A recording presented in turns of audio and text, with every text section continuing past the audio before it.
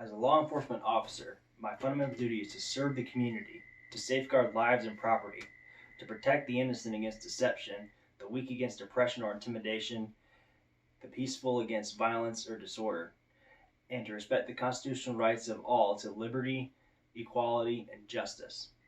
If you've never heard this before, this is the first part of the Law Enforcement Code of Ethics, a sort of universal creed which police are expected to take to heart.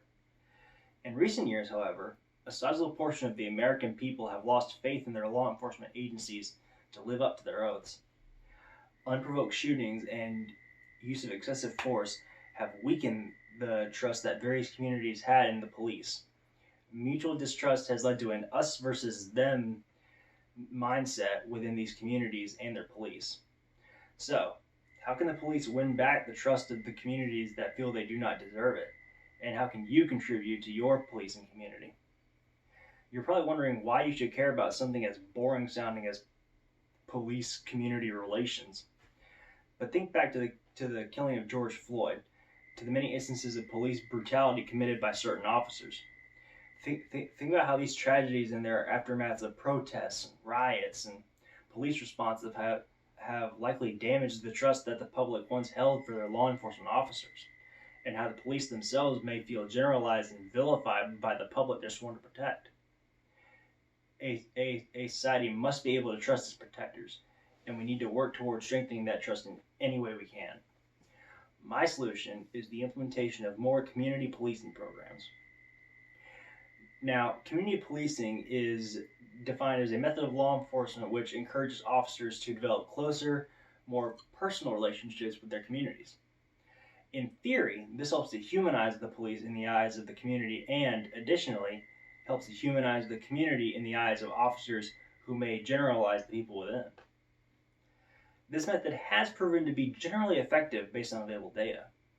In an experiment conducted by President Barack Obama's Task Force on 21st Century Policing in 2014, 2,013 people were sent a survey with questions regarding their opinions of the police. After that initial survey was completed, a test group of 1,007 individuals was visited by police officers, with 412 answering their doors. The officers engaged with them in a friendly manner and handed out business cards to use to contact them. In a follow-up survey on a scale from 0 to 100, attitudes towards the police increased by 7 points, and positive feelings towards police increased by 9.5 points. With these results, we can see that direct, personal, and friendly interaction with police can affect public opinion significantly.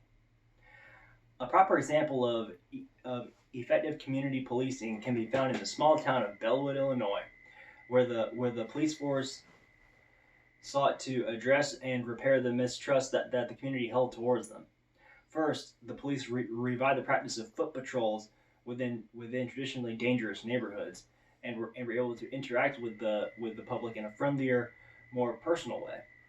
Next, monthly neighborhood watch meetings were held, allowing the public to directly address and bring issues to the local government and the police. Finally, the Village of Bellwood's annual Family Picnic Day is an event where regular people can come and engage with police and government officials, seeing beyond the badges to the people who wear them.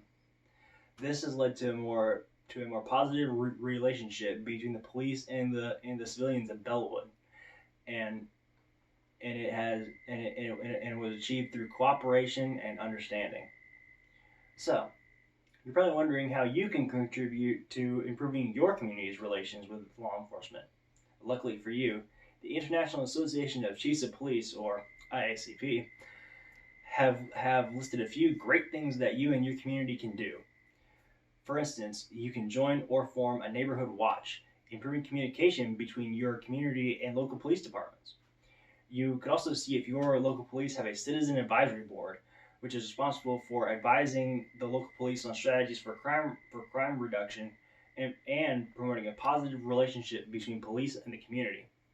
Another easier thing that we all can do is simply compliment or complain about an interaction that you had with an officer to your local police department. If you felt that your interaction was cordial and respectful, then leave a glowing review. But if you feel that your interaction was unnecessarily hostile or disrespectful, don't be afraid to report the officer. Just sure to ask for or memorize their badge number either way.